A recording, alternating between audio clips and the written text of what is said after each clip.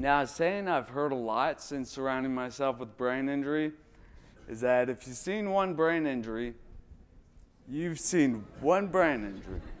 Nice, thank you all.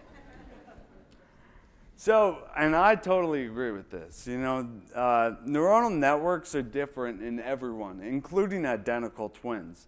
And differences in how the brain is wired profoundly affect function. So if every brain is different, then every brain injury is different. That being said, at a cellular level, a damaged neuron is a damaged neuron. What I'm saying is that mechanisms of plasticity are universal. And thank God for brain plasticity. So I was going to do a whole segment where I went through the history of plasticity, starting with Michel Vincenzo Malacarne, which you may not know about, but he is an Italian anatomist who I think is the first to discover structural changes in the adult brain of animals. And then I was going to go through Cajal, Donald Hebb and Hebb's postulate, a couple analogies, some mechanisms of plasticity like long-term potentiation, long-term depression, Elizabeth Gould and neurogenesis in animals, and Fred H. Gage and neurogenesis in humans. But then I realized the real experts in brain plasticity are effective teachers, effective coaches, good students, musicians, athletes, or anyone really who understands how they most effectively learn or how to most effectively teach. In fact, the word doctor comes from the Latin word doctor, which means to teach.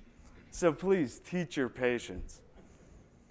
All this neurotalk, you know, synaptogenesis, neurogenesis, long-term potentiation, central pattern generation, it gives us language to describe what's happening at a cellular level.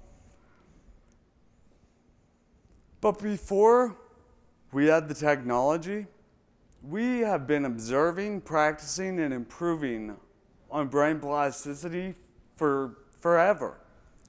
We called it learning. That being said, seeing what happens at a cellular level solidifies theories of learning. And it's very cool to see the structural changes that occur in the brain. So this is a video of axonal growth and the growth of dendritic spines, and then synapsing, or making neuronal connections. So many of my neurons have been damaged, and really many of yours have too. Maybe not as many, but. And so when I think of rebuilding neuronal networks, I think of building a bridge. So what do you need to build a bridge? You need materials and you need skilled workers. I think of doing therapy like having skilled workers. But and then I think of brain building nutrition as materials.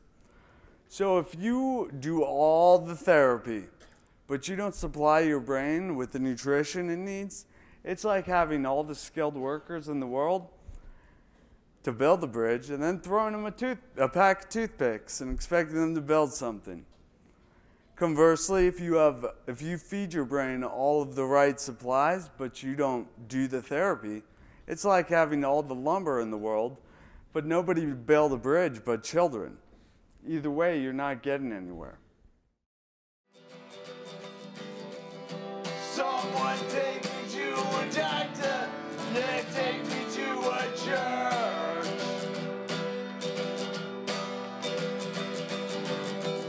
Someone take me to a doctor, just take away this curse.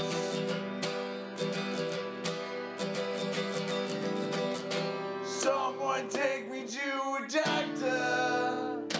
Someone take me to the hearse.